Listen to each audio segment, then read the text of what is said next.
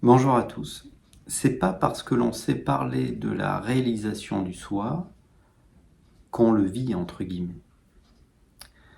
La compréhension intellectuelle, comprendre la réalisation du soi, c'est 1 heure de partage, 1 heure et demie de partage. Vous comprenez tout ce qui peut être vécu. Intellectuellement, vous ne pouvez qu'adhérer, ça vous semble une évidence. Mais ce n'est pas parce que c'est compris que c'est vécu. Et je pense que c'est important. Et pour le vivre, eh bien naturellement, il semblerait quand même, de ramener l'attention au plus intime. Et la première chose qui se présente, c'est le corps. Pourquoi c'est si important? Parce que vous pouvez tout à fait comprendre sur le papier la réalisation du soi, mais qu'en est-il des comportements dysfonctionnels? Toutes les vasanas potentiellement sont encore là. Donc est-ce que je suis en train, pour très mal le dire, vivre le soi consciemment, même si bien évidemment vous ne pouvez pas vivre le soi parce qu'il n'y a que le soi? Et justement, c'est encore des mots. Voilà, si ce mot, le soi, vous parle, eh bien vous avez des connaissances qui correspondent à cela. Mais dans l'investigation directe, à un moment donné, vous vous rendez compte que vous ne pouvez rien savoir sur vous-même. Même cette phrase que j'ai beaucoup employée, qui est c'est la conscience qui perçoit, même cela au bout d'un moment, ça sonne faux dans la bouche. Vous ne pouvez réellement rien en dire. C'est ce que vous êtes, mais vous ne pouvez rien en dire. Alors pourquoi il y a des partages? Parce qu'à un moment donné, il y a quand même, sans aucun doute, une force à l'intérieur qui pousse à partager, et puis c'est quand même ce que nous recherchons tous, et le pire sans savoir que c'est ce que l'on recherche. C'est bien évidemment la fin de la souffrance. Et donc là, naturellement, même cette phrase-là, c'est la fin de la souffrance, eh bien certains vont vouloir le rattacher au bouddhisme, mais on ne parle de rien de tout ça. C'est-à-dire qu'on parle d'investigation directe. Je n'ai rien contre la spiritualité, mais à un moment donné, il faut comprendre que la spiritualité peut être encore une manière subtile de se rattacher mentalement à des choses qui en réalité ne correspondent pas au vécu direct. Donc pour vivre ce vécu direct, il s'agit à un moment donné de se laisser traverser à chaque instant par la vie, jusqu'à se rendre compte que nous sommes la vie. Et là, eh bien, ça se passe par des sensations. Ces sensations pourraient être jugées comme des sensations corporelles. Bien évidemment, dans l'investigation, vous vous rendez compte que c'est non localisé dans l'espace. C'est une banalité de le dire, puisque la physique quantique, de toute façon, à travers la superposition, en parle. Donc, il s'agit à un moment donné d'être là. Sinon, vous n'avez plus sinon qu'à donner des satsangs dans un pub avec une bière à la main. Il n'y a pas de problème. J'ai compris la réalisation du soi. La première étape, je perçois que je suis ce qui perçoit, je suis le témoin. Puis il y a la réabsorption. Puis ensuite, j'abandonne ces deux concepts. Bon, alors, ok. Mais qu'est-ce qu'on vit en fait? Et au bout d'un moment, même ces mots, c'est dénué complètement d'intérêt. Honnêtement, un satsang, ça se donne tout seul en réalité. Mais qui irait en satsang? Attention, hein, je ne suis pas en train de critiquer le fait d'aller en satsang, naturellement. Si vous êtes attiré par le satsang, faites-le. Mais qu'est-ce que disait Ramana? Ramana, il disait, oui, c'est intérieur. Le satsang, il est intérieur, pour le dire ainsi. Donc le satsang, c'est à chaque instant, dans la vie. Alors, naturellement, c'est impensable, inconcevable, vous ne pouvez rien en dire.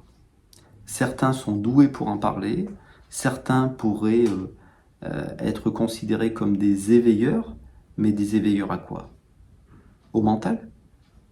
À un moment donné, on se retrouve dans cette investigation. C'est la conscience qui, j'aime pas les mots, se retourne sur elle-même, se goûte en permanence. Voilà, c'est-à-dire, combien d'êtres disent j'ai réalisé le soi, ce qui est une absurdité de le dire. Parce que au moment où vous le dites, c'est un objet perçu pour vous. Donc c'est complètement faux.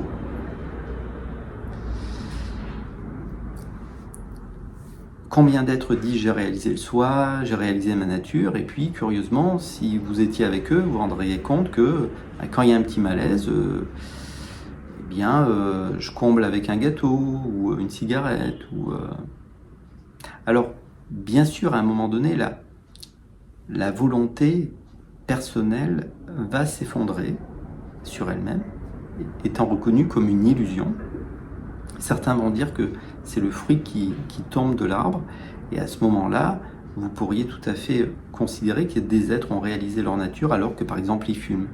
Voilà, on donne souvent l'exemple de Nisargadatta Maharaj qui fumait. Parce qu'à un moment donné, effectivement, au début c'est un effort, voilà, certains peuvent appeler ça une sadhana, à un moment donné, c'est-à-dire je suis encore, même s'il n'y a plus rien à réaliser, je suis, parce qu'il n'y a jamais eu de réalisation, tout le monde est déjà réalisé d'une certaine manière.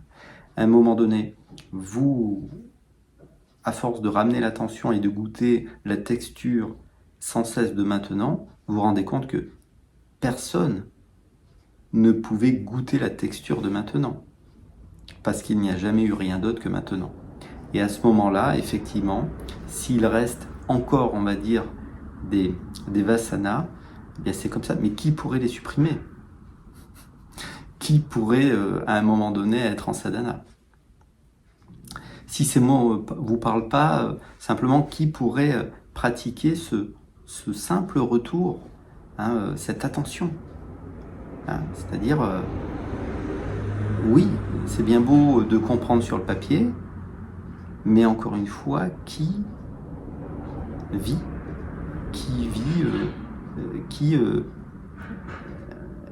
qu'est-ce que vous manifestez en fait? Qu'est-ce que l'autre voit?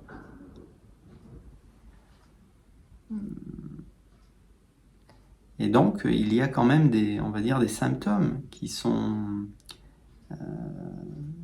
vécus. Souvent, c'est totalement désintéressé.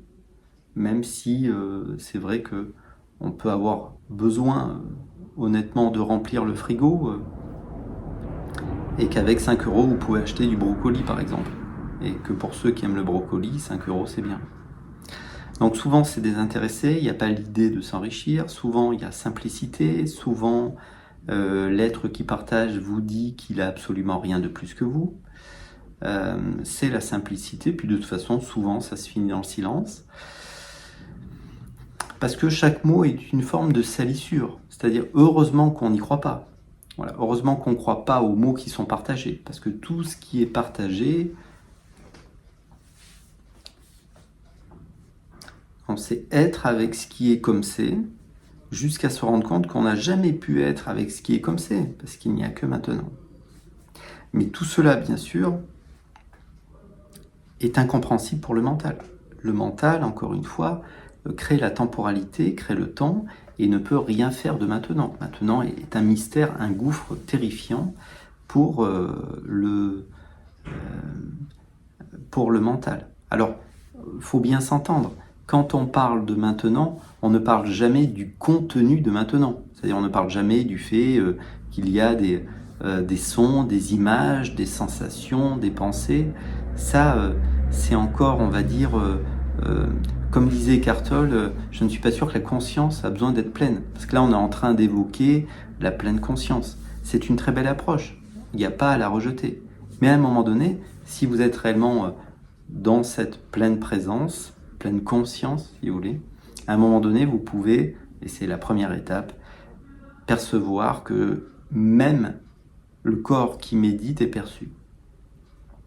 C'est extraordinaire de pouvoir s'identifier à quelque chose qui est perçu.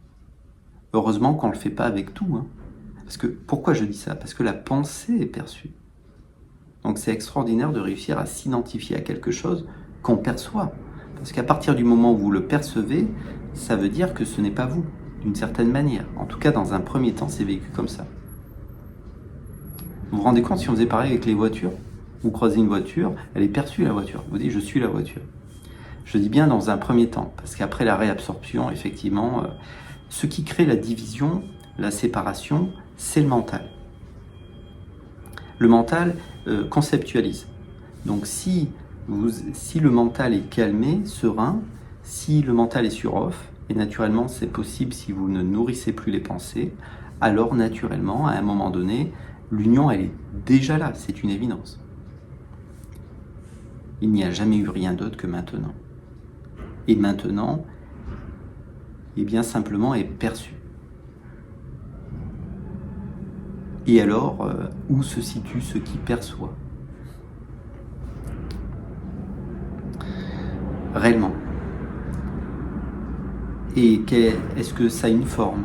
Est-ce que c'est sans forme? Et naturellement, ça, si vous n'avez pas vécu cette étape, entre guillemets, eh bien, vous n'avez pas réellement vécu l'essentiel. Qui n'a rien à voir avec de l'intelligence, une technique, une pratique, c'est simplement, oui, le soi. Impensable, inconcevable, vous ne pouvez rien en dire.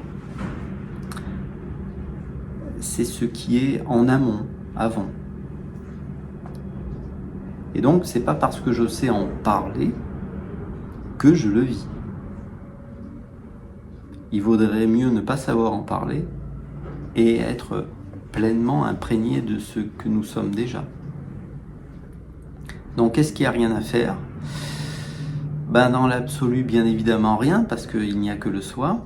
Mais ça, personne ne vous demande de me croire. Il faut que ça soit expérimenté, il faut que ça soit pleinement perçu, goûté pleinement, conscientisé pour le dire encore ainsi. Et puis, effectivement, dans l'absolu, il n'y a rien à faire parce qu'il n'y a que le soi.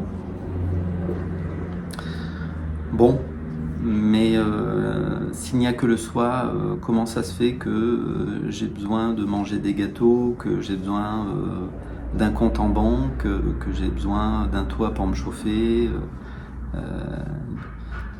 vous voyez? Donc il y a quand même, il semblerait bien quand même quelque chose là. Hein? Donc c'est pas un refus de la vie, non, c'est justement conscientiser que le petit bonhomme, quelque part, a quand même des comportements qui sont pas tout à fait... tout est ok, il n'y a rien à changer, il ne s'agit pas de se modifier, voilà.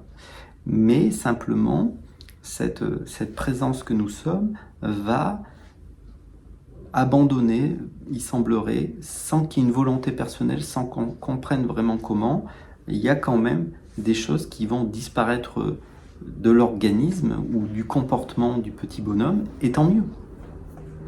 Hein, je le disais l'autre jour, sans savoir vraiment pourquoi, eh bien, j'ai arrêté le café et l'alcool. Voilà, alors je buvais très peu d'alcool, mais enfin, j'en buvais de temps en temps, c'est terminé. Le café, c'est terminé. Pourquoi? Ben, une écoute profonde. À un moment donné, ça m'a dit, le café, c'est terminé. Pourquoi? En fait, vous n'essayez même plus de comprendre. C'est bien ça le problème. C'est qu'on essaye de comprendre, on essaye de conceptualiser. Mais justement, c'est en amont de tous les mots, de tout ce que l'on peut en dire. Donc finissons par l'essentiel. Tout ce qui est évoqué dans cette vidéo est d'une absurdité folle et ne présente aucun intérêt. Pourquoi? Parce que c'est perçu. Donc forcément, d'une certaine manière, comme c'est perçu, ça ne me concerne pas. Ce n'est pas du rejet de l'existence, c'est juste que le soi ne dépend pas de ce qui est perçu. Même si, et c'est le grand paradoxe, tout ce qui est perçu, c'est cela. Je fais exprès d'employer des mots flous, parce que vous ne pouvez rien en dire réellement. Voilà. Donc, est-ce qu'il n'y a rien à faire? Ben moi, je pense pas. Je pense qu'il y a des choses à faire. Je pense qu'il y a même s'il n'y a aucune pratique personne ne peut rien vous proposer réellement, je pense pas qu'il y ait un enseignement quelconque qui réellement... parce que même les enseignements, au bout d'un moment, vous devez les abandonner. Donc là, ça grince, parce que beaucoup ne veulent pas abandonner ça. Même la spiritualité doit être complètement abandonnée pour ceux qui sont passés par là. Pourquoi? Parce que la spiritualité est encore une manière subtile de créer de la division, de la séparation. Ne serait-ce qu'à travers les divinités.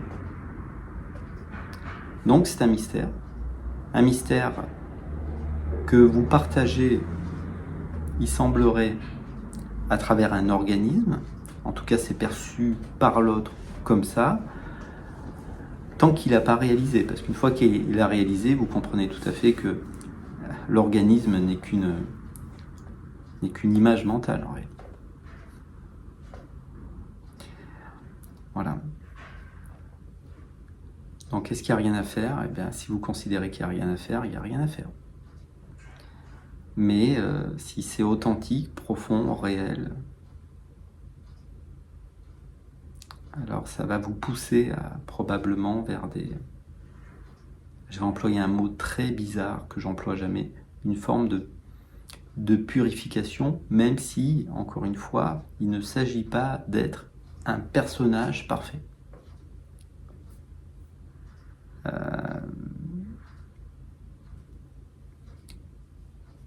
Sinon, Nisargadatta Maharaj, comme je disais tout à l'heure, il fumait, donc ça sous-entendrait qu'il n'a pas réalisé. Non, c'est pas ça.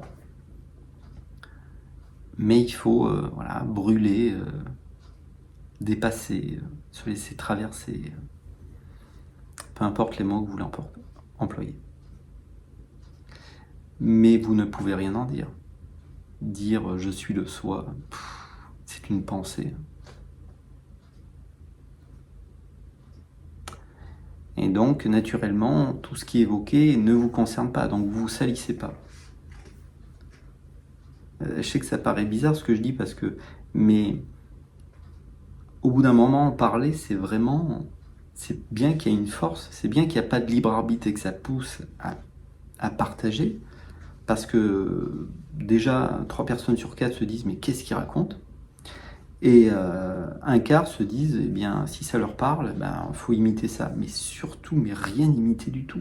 Je ne suis absolument rien du tout. Ni un enseignant, rien du tout. Comprenez bien, c'est rien de tout ça. Peut-être à bientôt. Au revoir.